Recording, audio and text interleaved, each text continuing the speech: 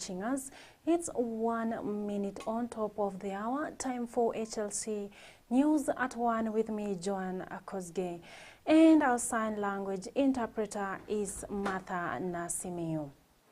We begin whereby President William Ruto has today led Kenyans in marking Hustler Fund first anniversary celebrations at Railway Club in Nairobi. Speaking during the celebrations, the president said that the country is now on a sound economic footing trajectory, all thanks to Hustler Fund that has helped many Kenyans to create jobs for themselves.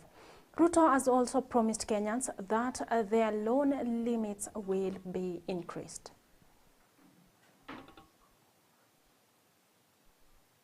Kazi yetu ya kwanza, tulikubaliana ya kwamba uchumi wetu ulikuwa katika hali mbaya sana.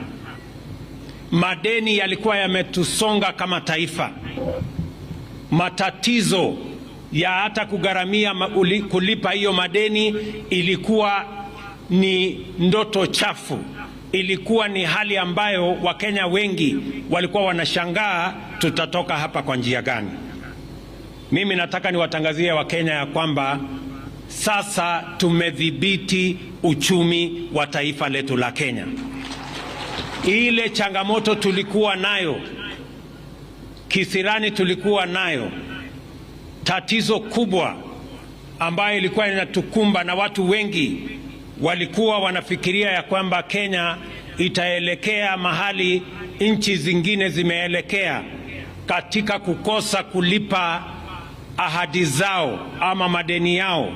Mimi nataka niwatangazie Wakenya ya kwamba tumedhibiti uchumi wetu na sasa tuko tayari kama taifa kuhakikisha ya kwamba madeni yetu yote, ahadi zetu zote kama Kenya tutayatimiza na tutahakikisha kwamba tumelipa madeni yetu.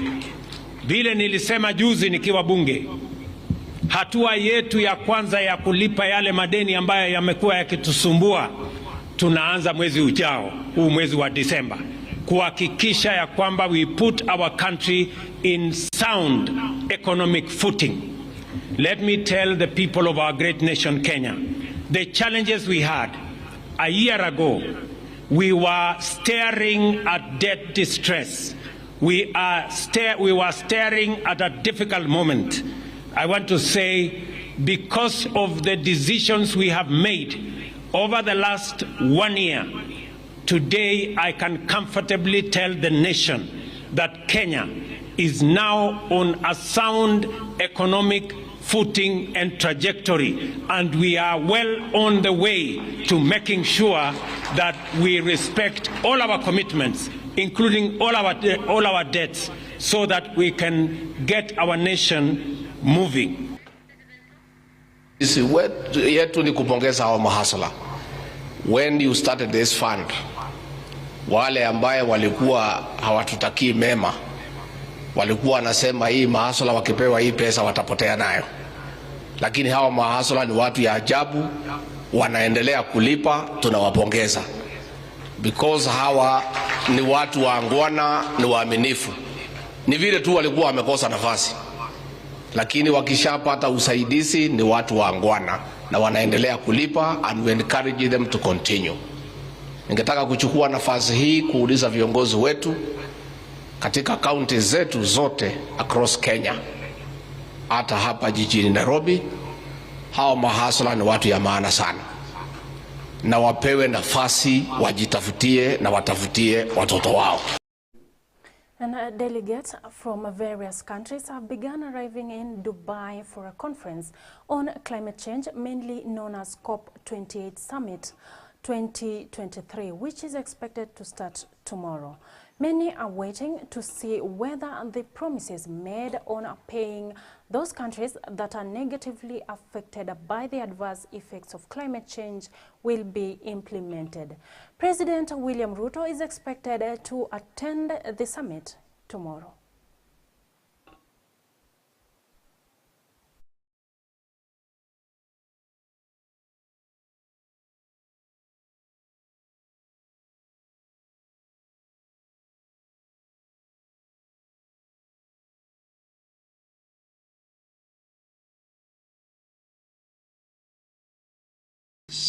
commitments to provide financial resources.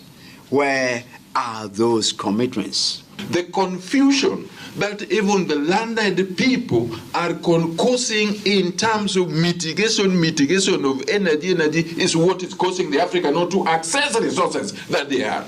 We need to provide and scale and accelerate climate finance in scale. And that scaling of that finance must reach the front line. We suffer. And when there is rain, we suffer. So there is no time we are ever going to really enjoy nature. And these are the stark reminders that we have to really address climate crisis. So if we have to make a difference and achieve climate justice or achieve SDGs, it will really happen when all of us come together and support each other. In the next 5 years, more than 500,000 Kenyans will be working in the Housing Development Plan. This is according to President William Ruto as he spoke today during the Hustler Fund first anniversary celebrations, where he used the platform to campaign for his housing project. Ruto noted that his government is committed to use housing plan to create jobs for many Kenyans, saying so far 120,000 Kenyans are already employed in the housing projects going on in the country. Tuwaambia Wakenya ya kwamba tutapanga mbinu na namna ya kuzalisha ajira katika taifa letu la Kenya, ili wananchi wengi waweze kupata mahali ya kujishikilia, waweze kupata mbinu na hali ya kupata mapato. Niliwaeleza ya kwamba wakati wa campaign, niliwaeleza tutakuwa na mpango wa housing ambayo itatusaidia kuzalisha ajira, itatusaidia kuendesha makampuni, itatusaidia kuhakikisha kwamba Wakenya wanaoishi katika vitongoji duni, wanaoishi mahali ambapo hakuna heshima, wanaoishi katika slums, pia na wao wapate decent housing. Mimi nafurahi leo ya kwamba katika taifa letu la Kenya, mwaka mmoja baadaye, Wakenya 120,000 wanafanya kazi katika mpango wetu wa housing development katika Republic ya Kenya. Mimi nasema hivi, kuna wale architects wanafanya kazi, kuna engineers wanafanya kazi, kuna masons, kuna artisans, kuna electricians, kuna plumbers, kuna accountants wanafanya kazi kule katika kampuni ambazo wanaleta simiti na chuma, kuna watu katika quarry, kuna watu katika transport sector. Hizo watu wote leo wanafaidika kwa sababu tuko na manyumba saa hizi 50,000 ambazo tunajenga. Kufikia Januari tutakuwa tumefikisha manyumba 90,000 ambazo tunajenga, na nia yetu ni kuhakikisha ya kwamba in the next 5 years we will have 500,000 Kenyans working in our housing development plan, because we committed ourselves to make sure that we use housing to grow jobs and to grow opportunities for employment in our country. The Judicial Service Commission has commenced investigations on Mumias East legislator Peter Salasia over allegations of threats, intimidation and harassment against a magistrate in Kakamega who ruled against the MP, directing him to clear debt of $500,000 owed to a local businessman. However, in a quick rejoinder, the first-time MP has denied the allegations while threatening to take legal actions against the Judicial Service Commission should they not retreat their statement.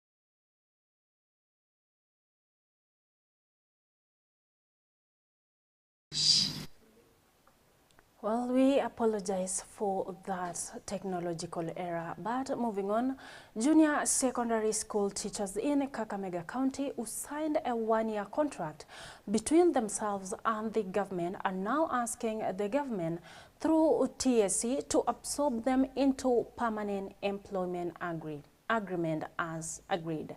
The teachers noted that it will not be eligible for them to take another internship contract with the government as it is against their agreement. They are now asking TSC to help address their grievances.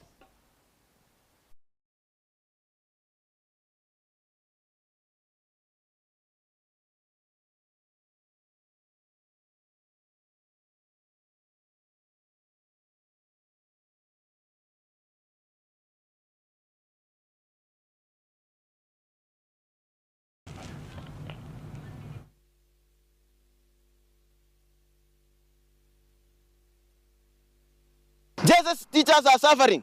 The 17,000 they have to pay rent, they have to pay school fees, they have to take care of their family, they have to take care of the old people in the society. Yes. 17,000 is not enough. Yes. Let me say this, that JSS teachers are tired. Intern teachers were placed far away from their homes, making them to suffer a lot. These 17,000 they are getting, they are not sustaining them. We have children in universities, we have children, we have families, and we have also to serve our families. We are suffering a lot. We are saying no to this. We are saying JSS teachers must be confirmed. We have a problem with resources. For example, the subjects like pre-technical, home science, integrated science, all these subjects, computer, all these subjects require practicals. Most part of CBC is practicals, but we really do not have the resources. So somehow we are really just teaching the theory, and now the practicals are not there. There is no way you are going to extend the contract for interns teachers and you expect the service delivery to be improved. Tunataka serikali wa confirm the interns. Yes. We don't want renewal of the contract. Yeah. Moving on, Azimio Coalition has rejected several recommendations in the National Dialogue Committee report, terming the report as imperfect and unfinished. Azimio leader Raila Odinga says they will not support proposals. They will end up being contested in court, while insisting that some of the recommendations must be taken through the referendum.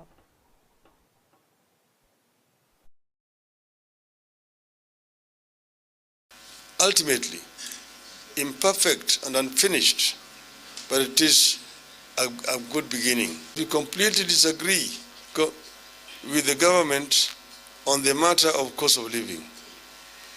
We made it clear that we will support the document ensuing from the talks, but we will treat the hard line on the cost of living at the beginning of another phase of this struggle. The whole issue of cost of living is extremely sensitive in the Kenya Kwanza circles because it is a gravy train on which many corrupt interests have converged.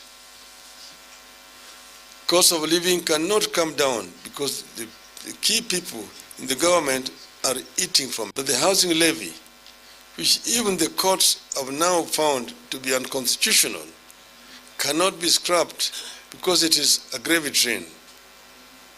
It is from this levy that the Kenya Kwanza hopes to build a campaign war chest for the next election.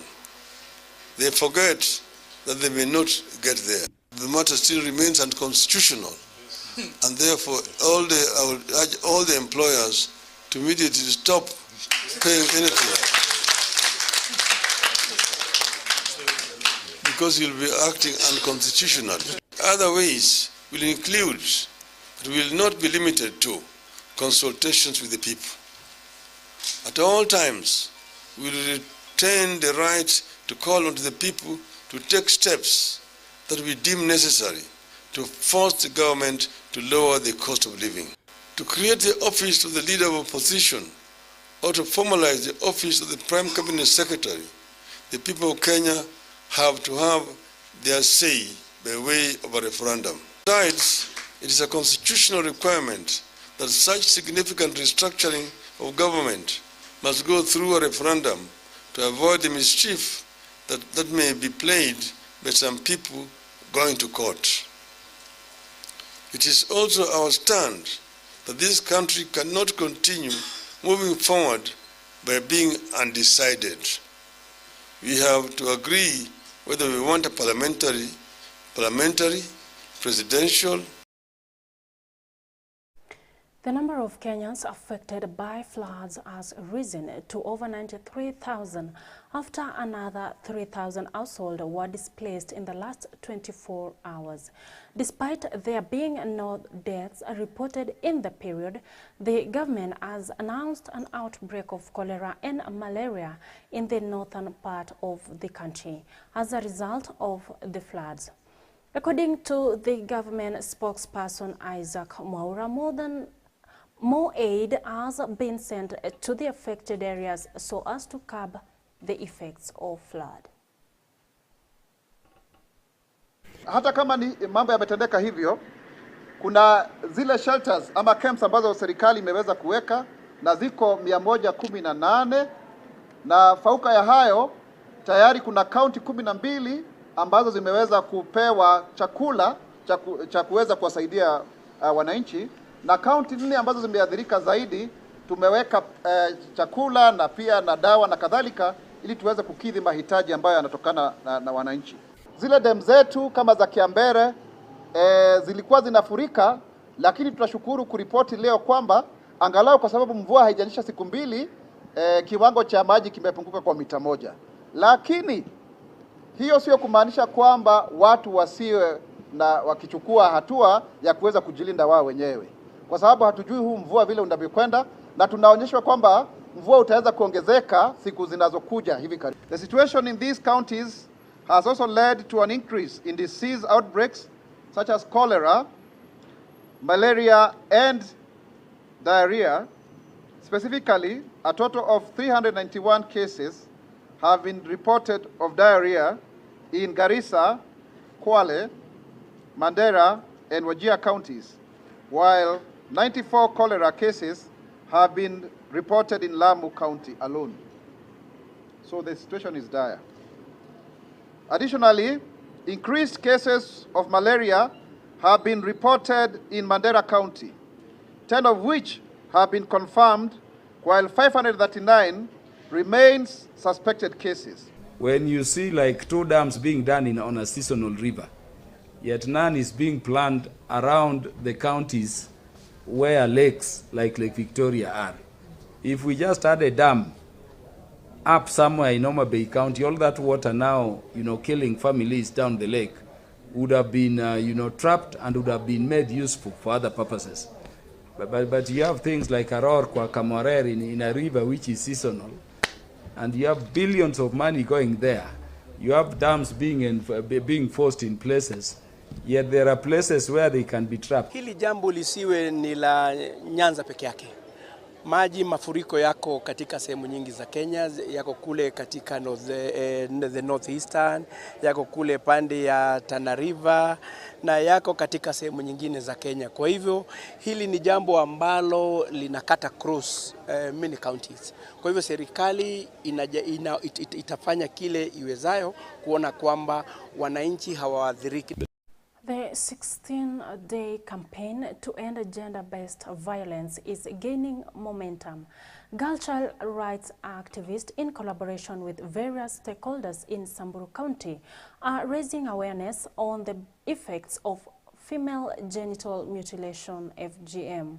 The stakeholders provide training in alternative ways to save the girl child from female genital mutilation. Rite of Passage program entails taking through the girls and also the boys through different sessions. And those sessions include self-esteem. We also have issues to do with harmful traditional practices, and one of them being FGM.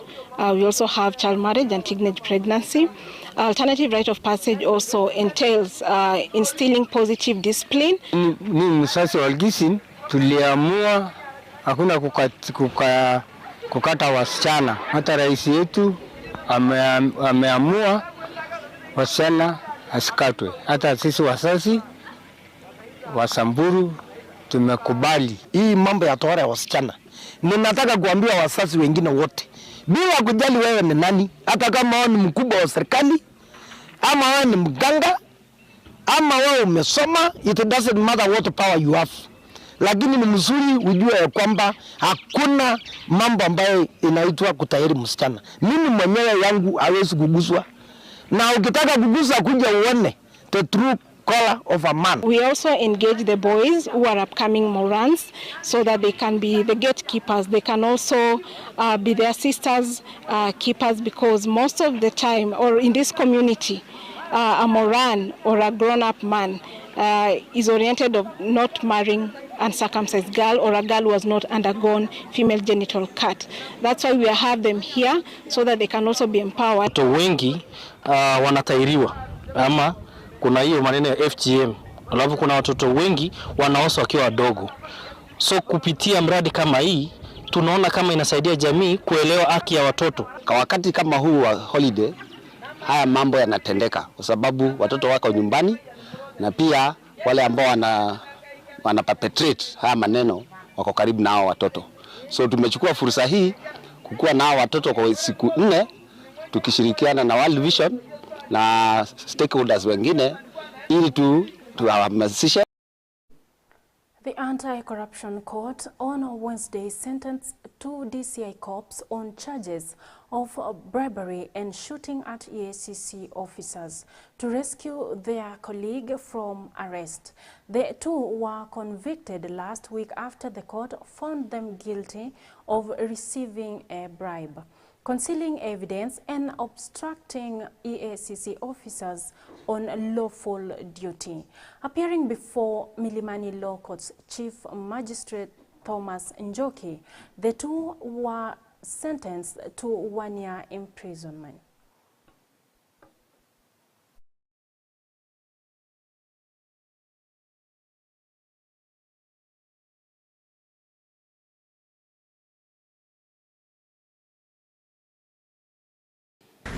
Not in dispute that accused persons will stand convicted of offences of bribery while serving as police officers attached to the DCI Directorate.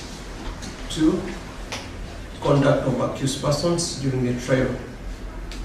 This court observes and acknowledges that accused persons you have submitted to the authority of this court, and you have been in custody since 23rd of November 2023 when we read these judgments. You shall pay the mandatory fine in the sum of 1 million, and in default you serve 3 years imprisonment. So that one, Corporal Julius, I think you blame yourself. Well, we have come to the close of News at 1, but just to remind you that a comprehensive report of this and other news will be shared with you later in our subsequent bulletins. My name is Joan Kosgei, and our sign language interpreter has been Martha Nasimiu. Have yourself a lovely afternoon.